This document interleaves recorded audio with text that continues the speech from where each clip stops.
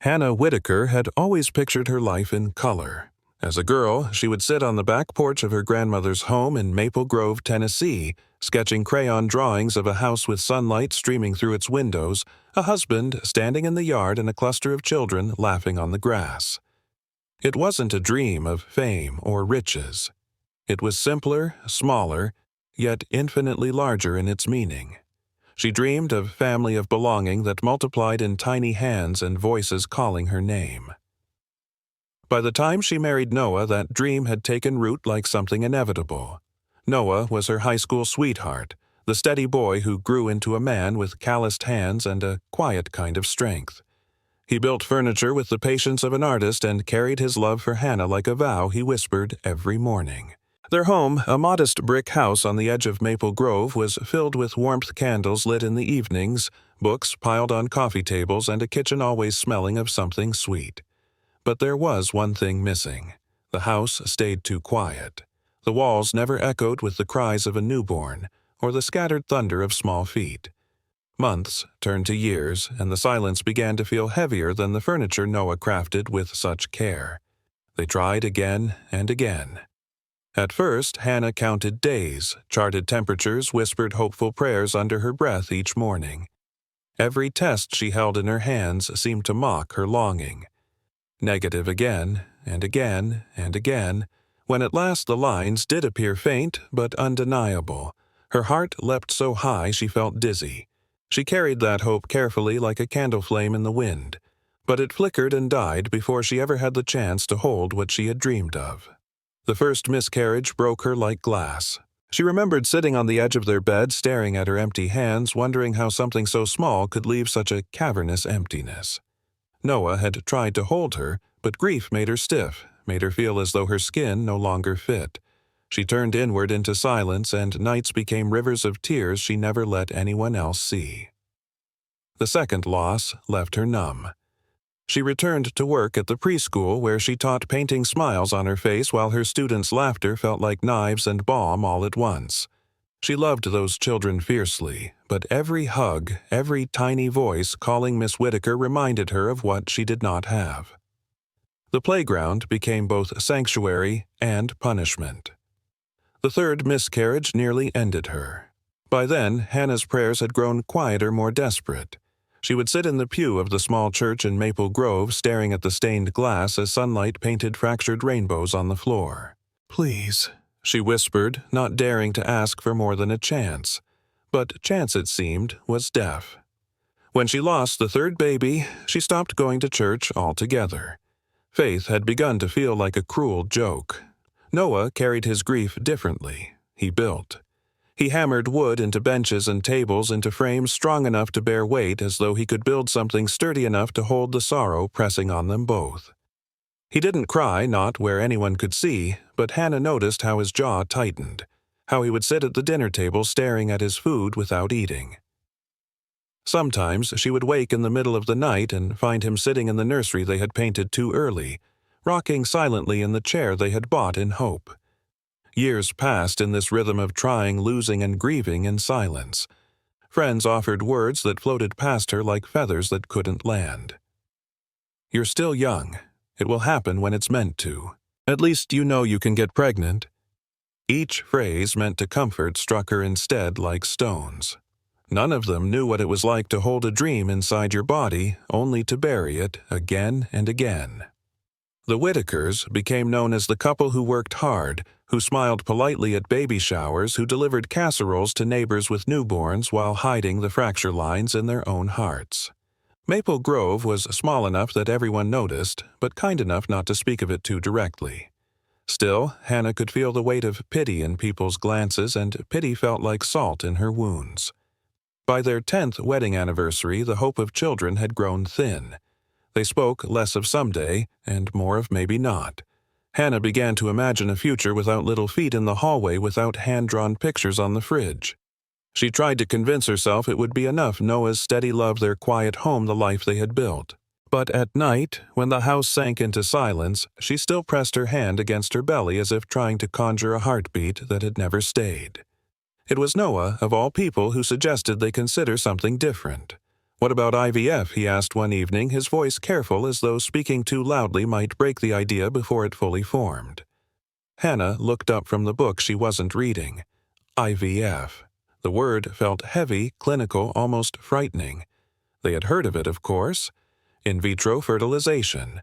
Science stepping in where nature faltered. For years she had resisted. It felt unnatural, almost like cheating. She had clung to the belief that children should come easily like the stories in magazines and the announcements on Christmas cards. But easy had never come to her. "We've tried everything else," Noah said gently. "Maybe this is what we need. Just one more chance." Hannah closed her eyes. One more chance. The phrase echoed in her bones.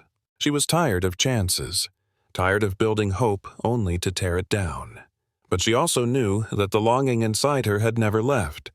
It had simply curled into a corner of her heart, waiting. The next weeks became a blur of appointments, consultations, and explanations. Doctors outlined the process: hormone injections to stimulate egg production, retrieval fertilization in a lab, embryos placed gently back into her womb. It was meticulous, demanding, and expensive. Insurance covered some, not nearly all. They dipped into savings, into Noah's side jobs, into Hannah's small teacher's fund. Every evening, Noah prepared the injections while Hannah sat on the edge of their bed, bracing herself. The sting was sharp, the bruises on her stomach a constellation of determination. She tried not to think of the statistics the doctors had mentioned, the percentages and probabilities. Numbers had never told her story. Through it all, Maple Grove kept on in its quiet rhythm. Porch lights glowed against summer dusk. Neighbors mowed lawns and waved politely. Church bells rang on Sundays, though Hannah rarely went. She carried her secret like something fragile, not ready to be spoken aloud. The egg retrieval came and went, a haze of hospital lights and nervous hands. Then the transfer, a brief procedure that somehow carried the weight of all their years of longing. As she lay on the table afterward, Hannah stared at the ceiling tiles and whispered, "Please, just let one stay." The 2-week wait that followed was agony. Every twinge, every cramp, every flutter of her body made her second guess. She prayed again, though it felt more like bargaining. Noah tried to keep her distracted: walks through the fields, dinners by candlelight, small projects around the house. But hope was a dangerous companion, and it grew louder each day. When the nurse finally called with the results, Hannah's hands trembled so badly she almost dropped the phone. She pressed it to her ear, her breath shallow. The voice on the other end was calm, clinical, yet somehow trembling with surprise. "Hannah, you're pregnant," the nurse said. Hannah closed her eyes, the words washing over her like warm rain. Pregnant. The word she had ached to hear for over a decade. She reached for Noah's hand, tears slipping down her cheeks before she even realized. But then the nurse added softly, almost hesitantly, "And, Hannah, it looks like more than one?" Hannah froze. More than one? Her heart leapt, then stumbled, caught between joy and fear. She looked at Noah, whose brow furrowed in confusion. The line was silent for a moment, heavy with possibilities neither of them could yet imagine. The dream she had carried for so long, deferred and battered, was stirring again. But it wasn't a whisper this time. It was a storm gathering on the horizon, vast and uncontainable. The ultrasound room was dim, lit only by the glow of the monitor. Hannah lay on the narrow table, her hand gripping Noah's as if she were holding on to the edge of a cliff. Cold gel spread across her belly, and the technician adjusted the wand with careful precision. For weeks, Hannah had rehearsed this moment in her mind, hoping, bracing, imagining a tiny flicker of light, a single heartbeat strong enough to carry her fragile hope. She hadn't dared to think of more than one. Just one would be enough, she told herself. One would be redemption. One would mean that her body wasn't broken, that her years of loss and silence hadn't been for nothing. But what appeared on the screen wasn't one. It wasn't even 2 or 3. The technician's brow furrowed. She leaned closer to the monitor, shifting the wand slowly, almost as if doubting her own eyes. Then came the sound, rapid, rhythmic, overlapping like the rushing of distant drums. One heartbeat, then another, and another. Hannah's breath caught. She counted in her head, her lips moving silently. 1, 2, 3, 4. Her eyes filled. Surely that was impossible. The technician paused, pressed a few buttons, and then turned toward them. Her smile was kind, but tinged with astonishment. "I'm seeing." 7, she whispered. The room spun. 7. Hannah blinked at the monitor where tiny flickers pulsed like stars across a night sky. 7 distinct sacs. 7 tiny bursts of life, beating in perfect defiance of the odds. Her hand flew to her mouth. Tears blurred her vision, yet the image burned into her memory 7 lives where once there had been none. Noah sat frozen beside her, his face pale, his grip tightening around Hannah's hand as though anchoring himself. His lips parted, but no words came. He stared at the screen as if it were both miracle and storm. 7. For Hannah, it was overwhelming and holy all at once. The emptiness she had carried for so many years seemed to shatter in that instant. Every loss, every prayer, every candle extinguished in despair had been answered with abundance. Her heart ached with gratitude so fierce it hurt, but gratitude quickly tangled with fear. 7 lives were fragile. 7 lives inside her body felt like carrying an entire universe.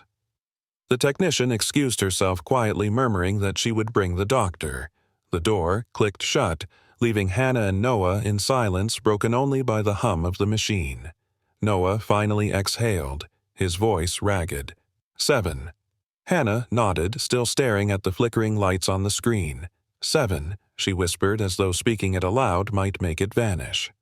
The door opened, and Dr. Elaine Mason entered. She was calm, professional, her presence carrying the weight of years in obstetrics. She adjusted her glasses, looked at the screen, and then at Hannah.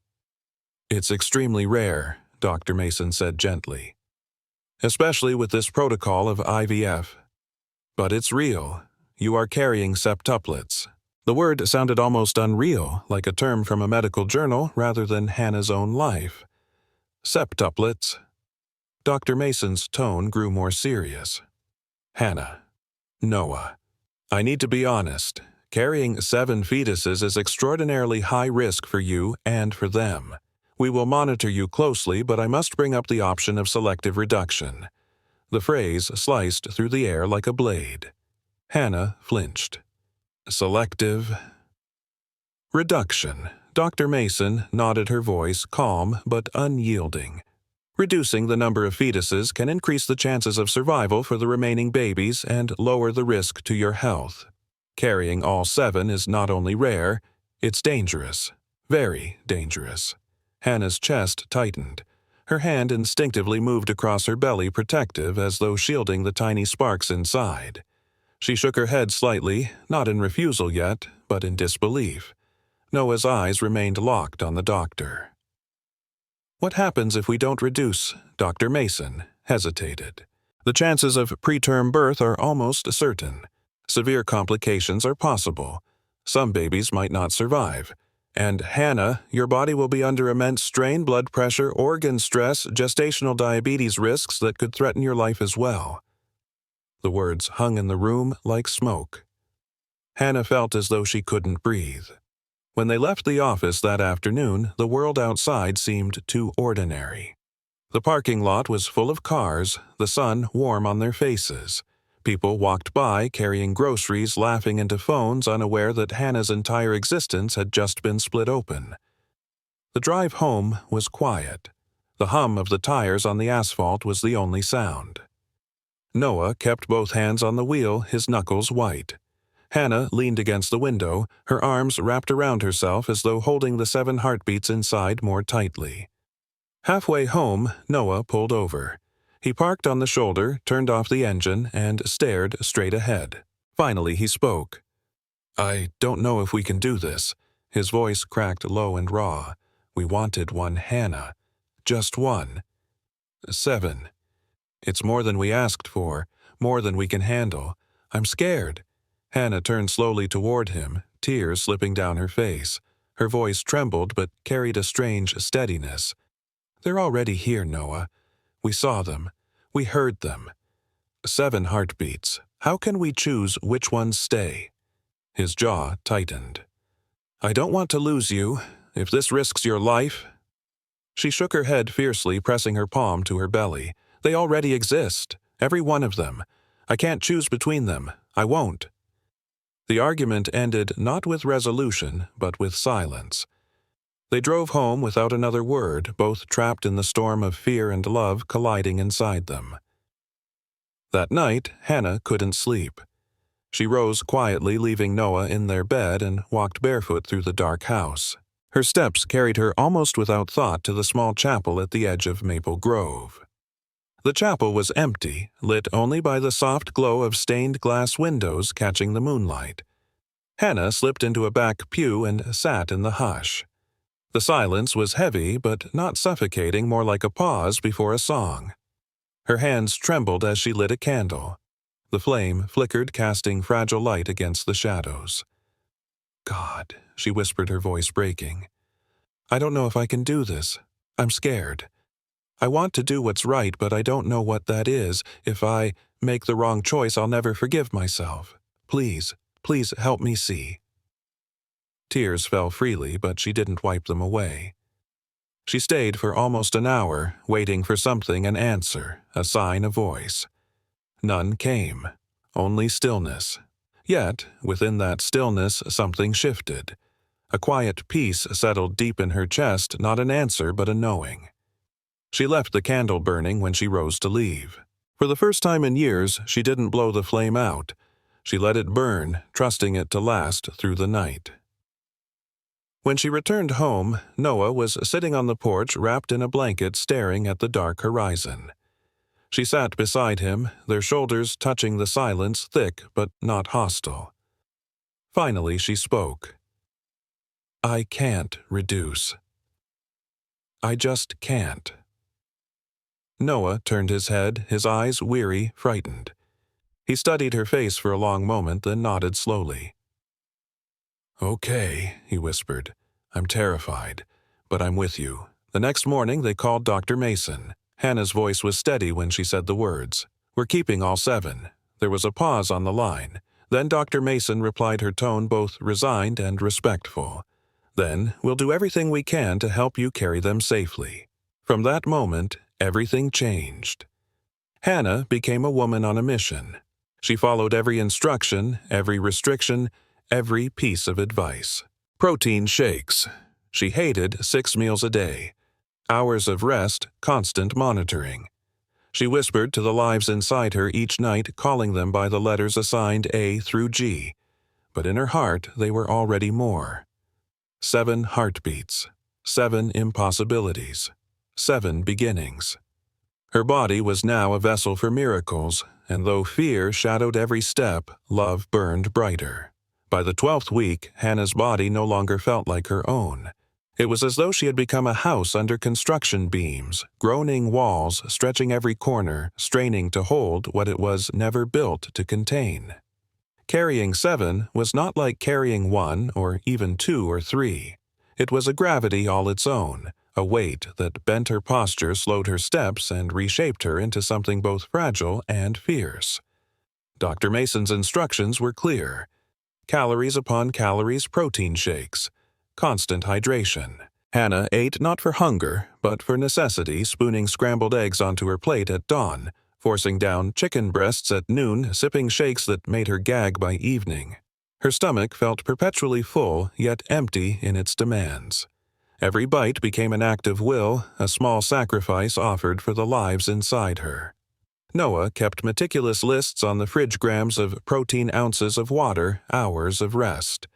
He became a sentinel, measuring, reminding, adjusting pillows around her swollen frame at night. He watched her drift between exhaustion and nausea, helpless yet determined, as though his quiet diligence might keep her afloat. The days blurred into cycles of eating, resting appointments, and tests. Hannah felt like a patient in her own home, her body a battlefield where she was both warrior and casualty. At night, when the house grew still, she would lie awake and whisper to the 7 heartbeats. "Stay with me," she murmured. "Just stay." But even as she obeyed every instruction, fear pressed against her ribs. Dr. Mason's warnings echoed: extremely high-risk, dangerous complications inevitable. Each week felt like borrowed time, a fragile extension of hope that could collapse without warning. Maple Grove soon knew of the septuplets. Word spread quickly in a town where news traveled faster than cars down Main Street. At the grocery store, whispers followed her like shadows. 7 babies, someone gasped near the produce aisle. Can you imagine? Another voice, more skeptical, muttered. It isn't safe. They should have reduced. It's reckless. Hannah tried not to hear, but the words clung. Praise felt heavy, pity heavier still. Judgment sliced deepest of all. The church women organized meal trains, casseroles, and pies arriving at her door. Neighbors offered baby clothes, diapers, cribs pulled from attics. Yet alongside generosity came curiosity. Wide eyes that searched her swollen belly as though expecting to see the miracle moving beneath her skin. Some called it divine blessing, others a medical spectacle. Hannah felt caught between being celebrated and being scrutinized. Noah bore it quietly. At the hardware store, men clapped his shoulder, half in awe, half in disbelief. 7 kids. All at once you'll need another house. Whitaker, someone joked. Noah forced a smile, but at home he admitted to Hannah how heavy those words felt. They weren't just having a baby, they were becoming a story, a headline, an oddity. Hannah longed for privacy, for silence, but there was none. Even her own body betrayed her quiet desires. By the 20th week, she could barely walk across the room without gasping for breath. Her abdomen swelled so massively that strangers stared openly in public. She spent more hours lying down than standing, her world shrinking to the boundaries of her bed, Dr. Mason monitored her relentlessly.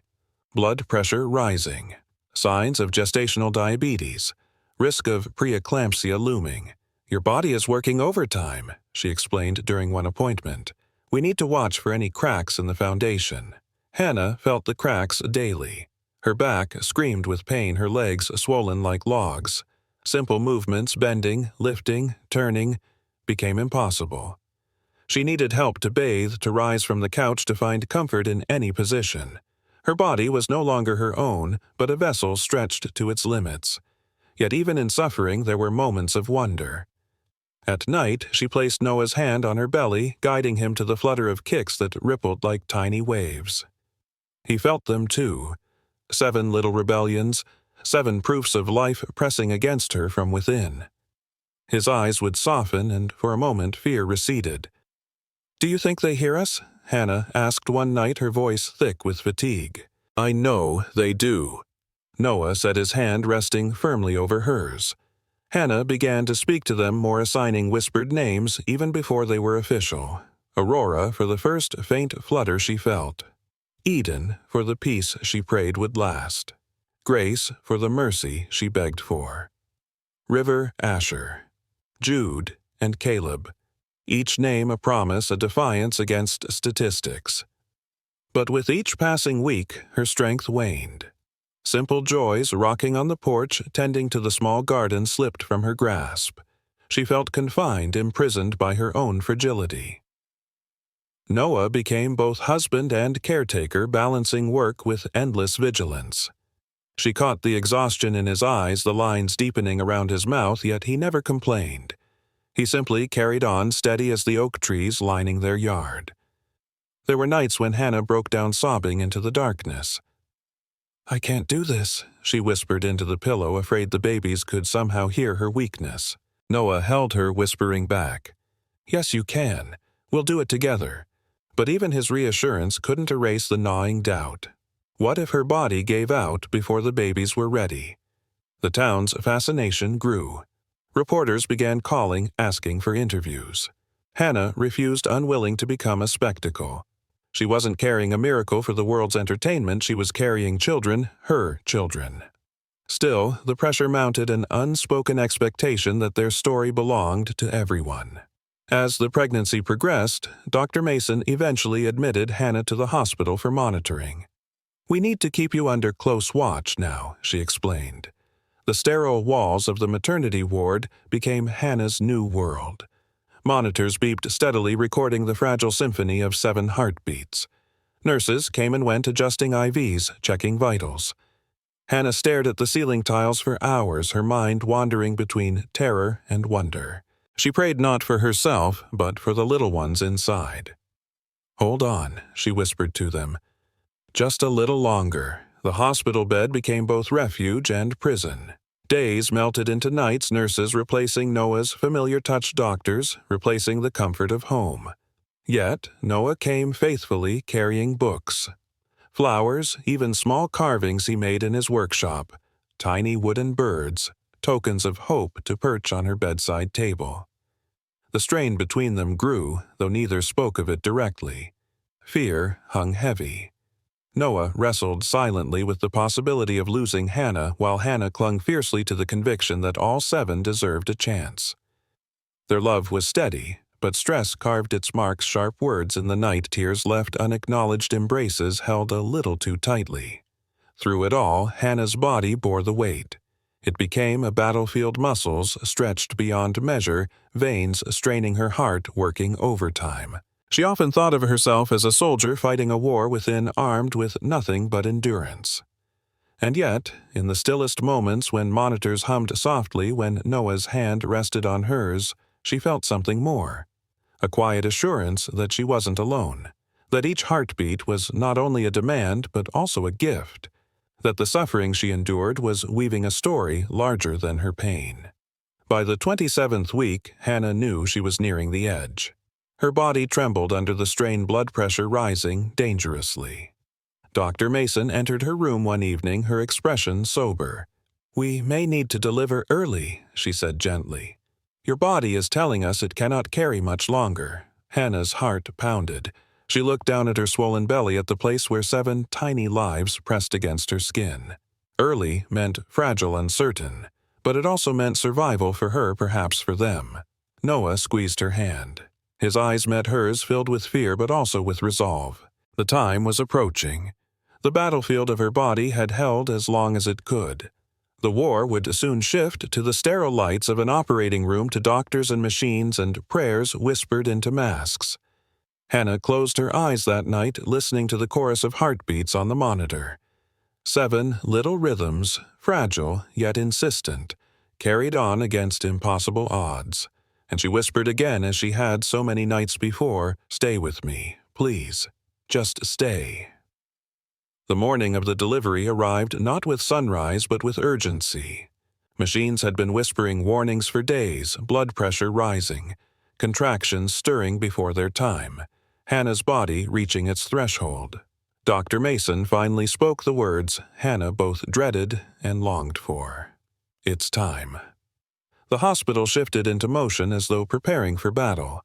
Corridors echoed with hurried footsteps, carts rattling with instruments, voices low but firm with purpose. For months, teams had been preparing for this moment. Specialists from neonatology, anesthesiology, obstetrics, and pediatrics all assembled like soldiers lining up for war. It would not be one birth but 7 each, demanding its own team, its own hands ready to catch fragile life. Hannah lay on the gurney, her body trembling under the weight of exhaustion and fear. The fluorescent lights above blurred as she was wheeled toward the operating room. Noah walked beside her, holding her hand until the doors forced him to pause. His grip lingered, his thumb brushing over hers like a silent prayer. Inside the operating room, the air was electric, charged with anticipation. Bright lights bore down, illuminating a space crowded with people in scrubs and masks. Each incubator stood waiting, warmed and humming like tiny vessels prepared to hold miracles. Dr. Mason leaned closer, eyes steady above her mask. "We're going to move quickly," she said. "Stay with us, Hannah. Trust us." The anesthesia dulled the edges of her fear, but not enough to quiet the pounding of her heart. She focused on the rhythm of her breath, on the weight of 7 heartbeats pressing inside her. The first incision was made, and time seemed to fracture into moments both infinite and fleeting. A nurse called out, "Baby A." And suddenly a cry pierced the room. Thin, fragile, but unmistakably alive. Hannah's chest heaved with sobs. Aurora. Moments later, baby B. Another cry, weaker but insistent. Eden. Baby C. Grace. Each announcement was like a bell tolling in triumph. Tiny bodies lifted swiftly into waiting arms, cord-clamped breaths coaxed from reluctant lungs. But then came baby D. Silence. The room tensed. Doctors bent close voices, firm but urgent. Come on, breathe, breathe. Hannah couldn't see, but she felt the shift, the way air thickened, the way silence screamed louder than sound. Tears streamed down her cheeks. She whispered, barely audible, "Please, God, don't take one." Then, like a delayed answer, a small wail broke through. Relief surged like a tide across the room. Nurses smiled behind masks, eyes crinkling. River. The next came swiftly. Baby E.A. Boy. Tiny fists clenched. Asher. Baby F. Another cry, another rush of motion. Jude. And finally, baby G. This one was different. The team moved faster. Urgency, sharper. The baby was limp, silent. Caleb. Hannah's heart stopped. She couldn't hear his cry.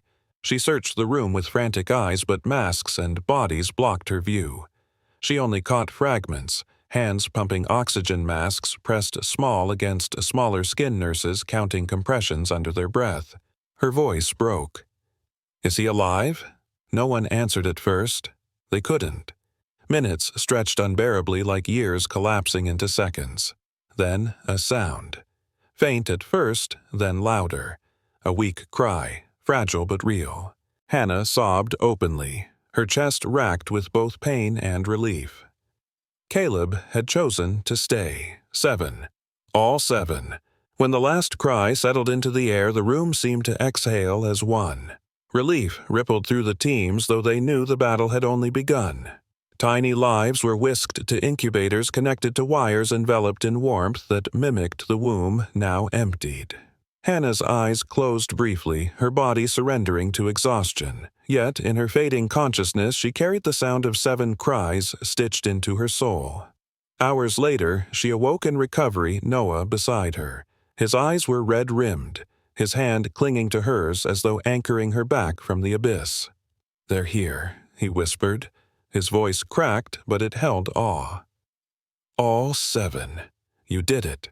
Hannah turned her head weakly, her lips parting in a fragile smile. "We did it." It was days before she could see them properly. The NICU became their new sanctuary, a place of beeping monitors, glowing incubators, and whispers spoken in reverence. The babies lay swaddled in tubes and wires, their chests rising and falling like the wings of hummingbirds. Aurora, Eden, Grace River Asher, Jude Caleb. Each name pinned to a crib, each tiny body fighting to stay. Hannah pressed her palm gently against the glass of one incubator, tears streaming silently. They were impossibly small, each no larger than a loaf of bread, yet fierce in their will to live. She whispered their names one by one, her voice trembling with both love and fear. Aurora, Eden, Grace, River, Asher, Jude, Caleb, stay. Noah stood behind her, his arm encircling her shoulders. He didn't speak, but his silence was heavy with reverence. They weren't just looking at children. They were looking at miracles. Days blurred into nights, weeks into months. The NICU became a battlefield of its own alarms, ringing nurses, rushing doctors, steadying fragile lungs with machines. Hannah and Noah sat by incubators, reading softly, singing lullabies through plexiglass. They learned to measure time, not by clocks but by ounces, gained by tubes, removed by breaths taken without assistance. Some days brought setbacks, oxygen levels dropping, infections threatening. Other days brought small victories, a feeding tolerated a tube removed. Each triumph felt like a mountain climbed. Each setback felt like the edge of despair, yet through it all they held on. One evening, Dr. Mason met them in the quiet corridor outside the NICU. Her voice was steady, her eyes soft. "I won't pretend this will be easy. The weeks ahead will test you in every way. But what I saw in that operating room, the fight in those babies, the strength in you, Hannah, it tells me they have a chance. A chance. That was all they needed. Back in their room, Hannah sat with Noah by the window. Outside, snow fell silently blanketing Maple Grove in white. The world seemed hushed as though pausing to witness. She leaned her head against his shoulder. 7 heartbeats, she whispered. Noah pressed his lips to her hair, his voice thick with emotion. 7 lives.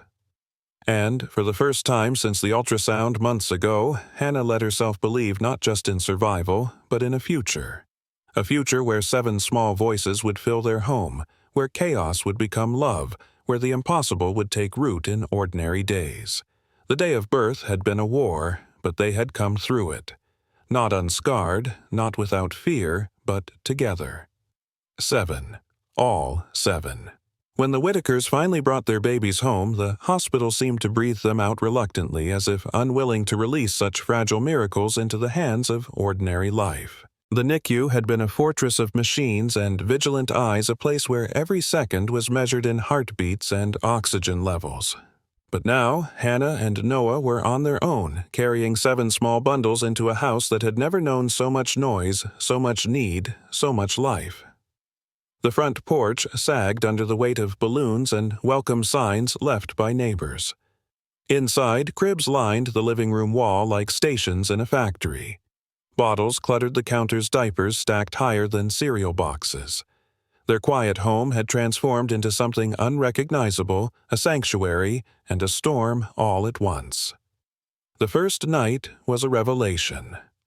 No sooner had Hannah lowered herself onto the couch, still weak from surgery, than the chorus began. One wail triggered another, then another, until the house throbbed with cries. She moved from crib to crib like a soldier in a trench, lifting, rocking, shushing, only to find another demand rising across the room. Noah tried to keep pace, fumbling with bottles, counting scoops of formula with shaking hands. The clock ticked past midnight, then 2, then 4, yet the cycle never paused. Feedings blurred into diaper changes, and diaper changes blurred into another round of feeding. By dawn, the couple sat in silence, hollow-eyed, surrounded by 7 sleeping infants, their own exhaustion etched into their faces. It was only the beginning. Each day followed a rhythm that wasn't rhythm at all, but relentless repetition. 60 to 80 diapers, 12 to 14 bottles, load after load of laundry bibs and onesies damp with milk. The air was heavy with the mingled scents of baby powder, spit-up, and disinfectant wipes. Sleep became a luxury measured in fragments, 10 minutes here, 20 minutes there. Hannah's body still bore the wounds of surgery, aching with every movement. Noah's shoulders stiffened from lifting and rocking. Their eyes carried the red veins of sleepless nights, their hands bore the tremor of fatigue. Yet, even in exhaustion, love compelled them forward. Each cry demanded a response, and they gave it again and again. Still, strain crept in. One evening, as Noah sterilized bottles for the 3rd time, Hannah sat slumped against the couch, her hair unwashed, her shirt stained. The cries seemed endless, echoing against the walls like a tide that would never recede. She whispered almost to herself, "I don't know if I can keep doing this." Noah looked at her, and for the first time his eyes revealed the cracks in his resolve. He didn't answer right away. He simply set another bottle down and leaned against the counter, his head bowed. Silence hung heavy between them, more piercing than any argument. The tension grew in small ways. Sharp words in the middle of the night, sighs heavy with unspoken resentment, touches withheld out of sheer exhaustion. Their love was still there, but it was stretched thin, frayed by demands that seemed impossible to meet. Neighbors continued to bring meals, but even generosity carried its own weight. Strangers stopped by, curious to glimpse the miracle family. Hannah felt like she was living inside a glass house, her struggles on display, her privacy invaded. Maple Grove had turned their story into legend, but legends were not built for sleepless nights and piles of laundry. The walls of their small house closed in. 7 cribs crowded the living room bassinets and the hallway bottles in every corner. The house, meant for 2 now, overflowed with 9. Every surface bore evidence of survival pacifiers, burp, cloths, wipes. There was no longer space for silence, no corner untouched by need. And then, as if the weight weren't enough, the world outside shifted. A virus swept through towns and cities, and Maple Grove fell into the silence of lockdown. Visits ceased, meal trains stopped, neighbors waved from a distance. The Whitakers were left to shoulder the storm alone. Isolation deepened the cracks. Hannah longed for her mother's touch, for friends to hold a baby while she showered, for a breath of fresh air beyond the walls. Instead, she faced endless cycles within a house that felt smaller each day. Noah bore the financial pressure, hours at work shifting unpredictably, bills piling as quickly as diapers.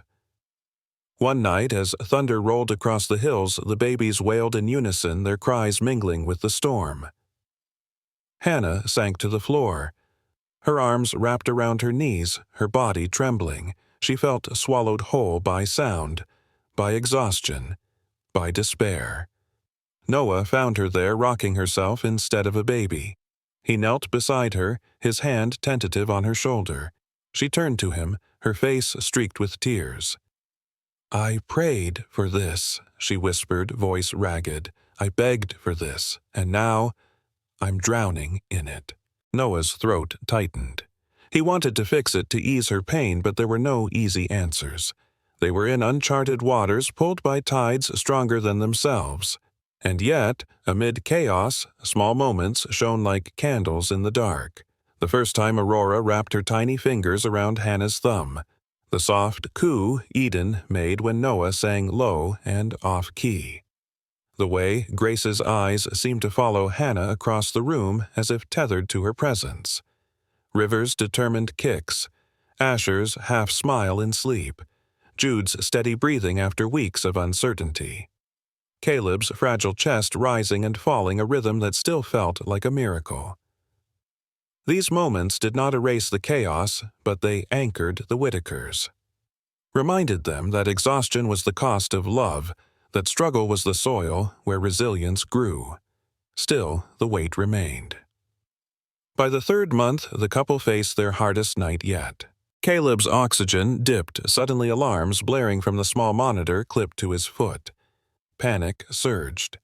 Hannah's hands shook as she fumbled with the mask, Noah dialing Dr. Mason with frantic urgency. Minutes felt eternal, every second stretched thin. Caleb's tiny chest heaved, his breath ragged. Hannah's heart tore open as she begged silently, "Not this one, please, not after all we've survived." The oxygen stabilized, the crisis passed, but the fear lingered. Hannah sat with Caleb pressed against her chest until dawn, unwilling to let go, unwilling to close her eyes. She realized then that the house of chaos was also a house of fragility. Every cry carried risk. Every silence carried fear. In the days that followed, Hannah began writing letters. Not polished or poetic, just raw words on scraps of paper folded into a small journal by her bedside. Letters to each child, telling them of the journey that had carried them here, of the prayers whispered before their names were known, of the love that stretched beyond exhaustion. She wrote because she needed to remember, needed to hold on to the truth that chaos was not punishment, but privilege, that drowning was part of the sea she had begged to enter. Noah noticed the change. He saw her sit with pen in hand, saw the calm that writing brought to her tired eyes. He began carving again, small animals, tiny keepsakes to leave on the shelf above the cribs. Together, in fragile ways, they reclaimed pieces of themselves amid the storm. The house of chaos did not quiet. The diapers still piled, the cries still rose, the fatigue still pressed. But amid it all there grew a new rhythm, not of ease, but of endurance, not peace, but purpose. And when neighbors asked how they managed, Hannah would only smile faintly, her eyes shadowed but fierce, because the truth could not be captured in easy words. The truth was nights on the floor, storms of sound prayers whispered through tears. The truth was chaos and love tangled together, inseparable.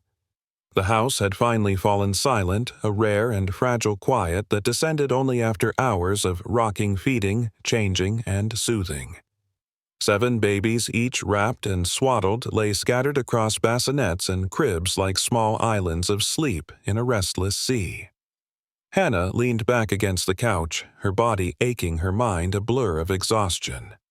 It was nearing midnight, and the storm outside had calmed into steady rain against the windows. For a moment, she allowed herself to believe in peace, to believe that the chaos of the day had given way to a night of rest.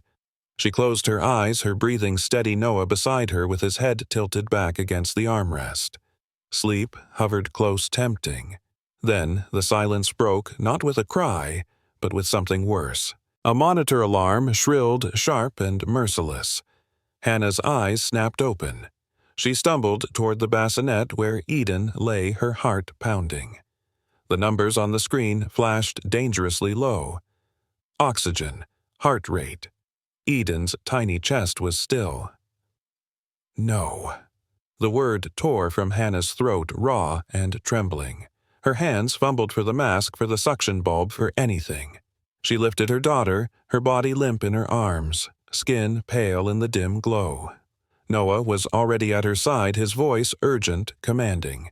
"Call Mason!" His hands shook as he pressed the mask against Eden's face, squeezing the tiny pump-willing air into lungs that refused to move. Hannah dialed with shaking fingers, her sobs breaking through every number. Dr. Mason's voice answered, groggy but sharp, guiding them through each desperate motion. "Stimulate her. Rub her back. Keep the oxygen on." Seconds stretched into eternity. Hannah pressed her lips to Eden's forehead, whispering through sobs, "Breathe, baby. Please, please breathe." The room spun. The cries of the other 6 stirred, but Hannah heard nothing except the silence of the one in her arms. Her body trembled as if breaking apart, and then, like a miracle disguised as a gasp, Eden's chest shuddered. A weak cry broke through, thin and fragile but alive. The monitor numbers flickered upward. Color returned slowly, painfully to her cheeks. Hannah collapsed into Noah's arms, Eden still pressed to her chest. Her sobs were no longer pleas, but release flooding out of her like a storm, finally breaking. That night changed everything. They had known fragility, had seen Caleb nearly slip away, had watched every feeding and breath with vigilance. But this was different. This was holding death in their arms, tasting its shadow, and watching it retreat by a hair's breadth. For days after, Hannah could not let Eden go. She carried her constantly, even when exhaustion made her body ache. She sat by the window, rocking her, whispering words that tumbled out, unfiltered confessions, prayers, apologies. One afternoon, while the others slept, Hannah took out her journal.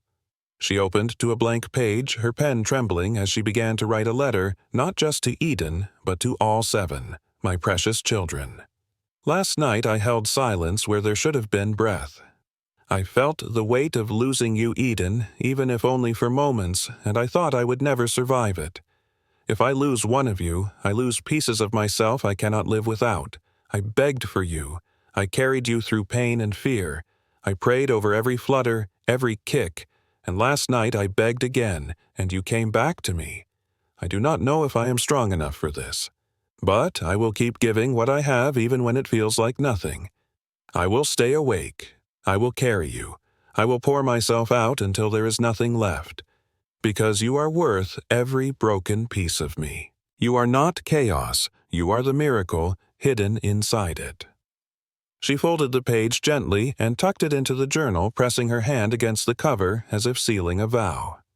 That night, when Noah found her still awake long past midnight, Eden sleeping against her chest, he saw the exhaustion carved into her face, but also something new, a fire that had not been there before. "You have to rest," he whispered, his voice hoarse from his own sleeplessness. "I can't." Hannah murmured, her eyes on the rise and fall of Eden's chest. What if she stops again? Noah sat beside her, placing his arm around her shoulders. "We'll watch together," he said, and so they did. 2 parents keeping vigil, hearts tethered to the fragile rhythm of 7 breaths. The crisis rippled through their days. Every cry now carried more weight. Every silence was suspect terrifying. Hannah and Noah hovered, checked monitors, obsessively counted breaths. Their house became less a home and more a watchtower, a place where every second was guarded, every movement a potential alarm. But amidst fear, something else took root. Neighbors, once distant during lockdown, began showing up in new ways. Groceries left on the porch. Notes slipped into the mailbox. An anonymous envelope of cash to help with bills. They were not alone, though they had felt like it. Maple Grove, which had once watched them with curiosity, now held them with compassion. And in Hannah a shift unfolded. The near loss of Eden had cracked her open, but not only to grief. It had opened her to gratitude fierce and raw. Every moment became precious, every cry, every feeding, every fluttering breath. She found herself whispering thanks in the smallest of moments when Aurora wrapped a hand around her finger, when Caleb's oxygen monitor stayed steady through the night, when River cooed softly in his sleep. The exhaustion did not leave, nor did the chaos. But it was joined by awe threaded through with reverence. Weeks later, when Eden's monitor was finally removed, Hannah sat on the floor surrounded by all seven, their small sounds filling the room. She touched the scar across her abdomen, the journal by her side, and let tears fall freely. "We made it," she whispered. The house was still chaotic, still a storm of diapers and bottles, but it was also a cathedral. Every breath a hymn, every cry a psalm. The miracle had not ended at birth. It continued in every fragile, ordinary moment of survival. And though Hannah knew the road ahead would still twist with fear, she also knew this: they had already walked through shadows darker than night. They had faced silence where life should be, and life had returned.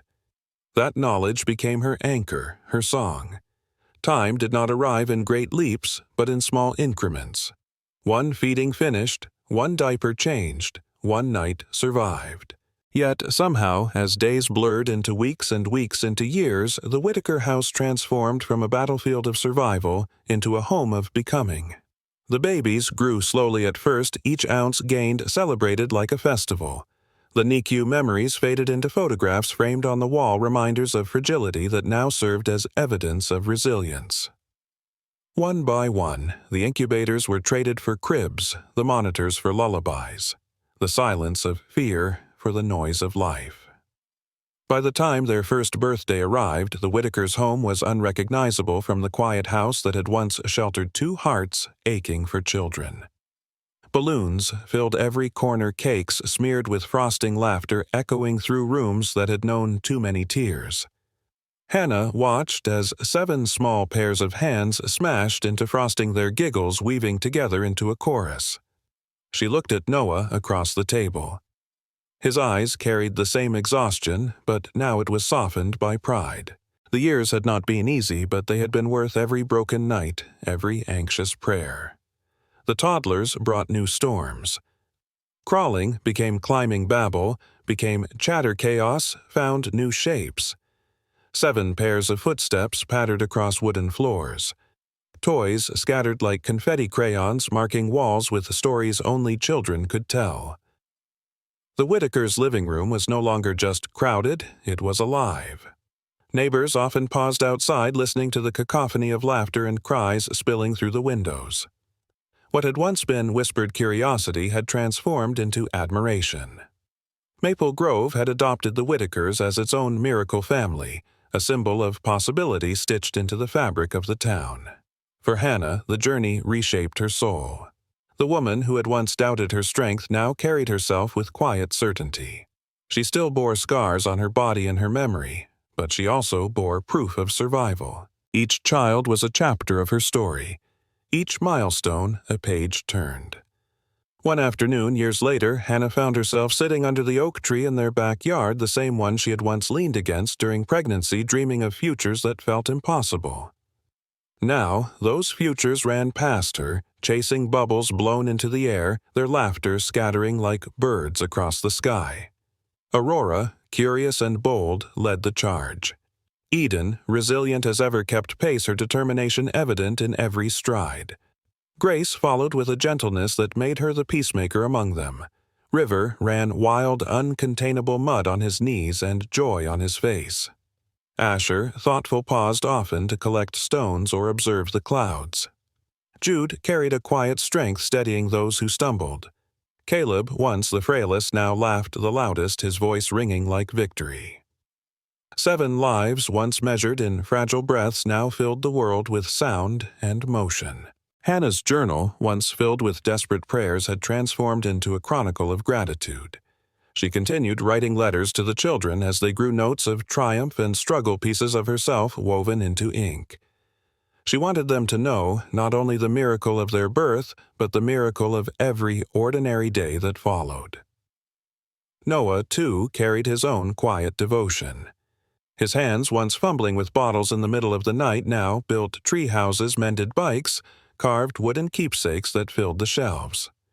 His love was written not in words, but in work, in the steady presence that had anchored the family through storms. The years brought new challenges, school schedules, endless laundry, the financial strain of feeding 7 hungry mouths. There were arguments, slammed doors nights when Hannah collapsed into bed wondering how much more she could give. But there was also joy woven through it all. Bedtime stories read in chorus, tiny hands reaching for hers during thunderstorms, spontaneous dances in the kitchen. Life was not easier, it was fuller. One evening, as the sun dipped low over Maple Grove, the family walked together down Main Street. 7 children in mismatched coats and shoes, their chatter spilling into the quiet town. Hannah and Noah walked behind, their hands entwined, watching as their children darted ahead, pausing at windows, laughing at reflections. They passed familiar faces. Neighbors who had once left groceries on their porch, nurses who had sat by incubators, friends who had witnessed their struggle. Each smile exchanged carried unspoken memory. We saw you, we remember, and we are glad you're here. At the corner cafe, the family paused. Hannah lifted her phone to capture the moment, 7 small figures standing beneath the glow of streetlights, 2 shadows stretching behind them. A picture of survival, of chaos turned into life, of dreams, once impossible now walking in front of her. Later that night, when the children were asleep, Hannah uploaded the photo with a simple caption: 7 miracles. One story. It spread quickly through Maple Grove, then beyond, touching strangers who found themselves lingering on the image. Not because it was perfect, it wasn't. Shoes, untied, coats, mismatched hair, wild. But because it was real, because it carried the weight of fragility turned into resilience. And Hannah knew, as she set the phone aside, that their story was not just theirs anymore. It belonged to anyone who had ever longed, who had ever despaired, who had ever clung to hope in the darkest night. In the quiet afterward, she and Noah sat together on the couch. The house was finally still. The storm of the day passed into rest. Noah whispered, his voice steady with awe. We asked for one. We were given 7. Hannah leaned her head against his shoulder, tears rising not from sorrow, but from fullness. And they gave us back ourselves. For a long while they sat in silence, listening not to cries or alarms, but to the steady hum of a house alive with memory. And in that silence, Hannah realized something she had not before. The miracle was not only that all 7 had survived, the miracle was that she and Noah had survived too, that love had endured through chaos, that faith had deepened through fear, that their home had become not just a shelter for children, but a sanctuary for resilience. Their story was not neat nor easy, but it was beautiful in its brokenness, radiant in its rawness. As she closed her eyes, she whispered a prayer not of pleading this time, but of gratitude. A prayer that the years ahead, messy, unpredictable, filled with both storms and sunlight, would continue to shape them all. Because the Whitakers had learned the truth, miracles are not single moments. Miracles are lifetimes stitched together in ordinary days and sleepless nights, in laughter that rises even after tears. And so the years of becoming stretched ahead, unwritten, waiting. But for tonight, they simply rested in the fullness of what had already been given. Dear listener, if this story has touched you, if the resilience of the Whitakers has reminded you of your own strength, please subscribe to our channel. Join us so that more stories of hope, survival, and love can continue to reach hearts like yours.